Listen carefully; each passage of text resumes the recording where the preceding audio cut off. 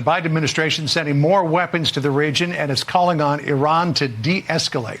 Let's bring in Congressman Michael Waltz, a member of the Armed Services, Foreign Affairs, and Intel committees in the House.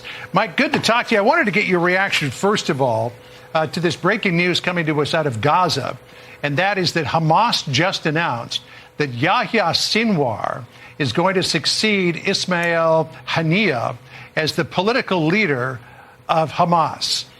So that means that the mastermind of October the 7th is now going to become the political leader of Hamas, which would seem to indicate that Hamas is going to be a terrorist organization from the tippy top to the very bottom.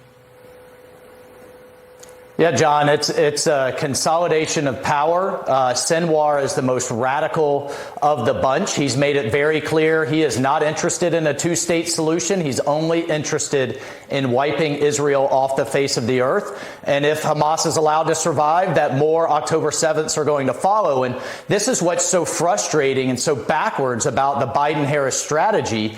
They're leaking to the world that it's Bibi Netanyahu's fault that the hostage deal hasn't come together because he's taking out Hamas and Hezbollah leadership. And it's a complete misread of how these terrorists think. The only thing they care about, John, is power and surviving to attack again. And if they're seeing everybody taken out around them, like Haniyeh, like the number two in Hezbollah, like Mohammed Daif, the leader of Hamas's military wing, that all have been taken out by Israel, then they're more likely to go to a deal because that's the only way they're going to survive with the Mossad and the IDF unleashed. But yet this administration is doing everything they can to constrain Israel, which means it's going to make a deal less likely. And oh, by the way, they've said nothing, zero about Iran and going back to maximum pressure at the core problem. And that's why this is just getting worse with every bad decision that they make. Well, another possible argument to go back to that maximum pressure is that for the second time in recent days, Iranian proxies fired missiles at the Al-Assad air base, wounding now some 7 people. Iranian proxies had stopped it for a while on orders, we believe, from Tehran.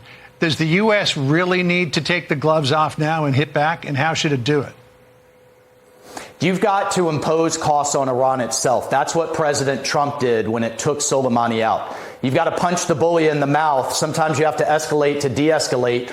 But Blinken, Harris, Biden and crew are like the kid on the schoolyard that just keeps asking, can I give you more lunch money? Can I give you my ham sandwich on top of the lunch money? And keep trying to find more concessions, which only emboldens Iran, John. And the more they see daylight between this administration and Israel, the more they see Harris and Biden blaming Netanyahu, the more aggressive they're going to become. And what I would love at this press briefing is ask, what consequences were there to Iran the last time they killed Americans for launching hundreds of attacks? And what consequences were there to Iran for launching hundreds of drones and missiles directly at Israel?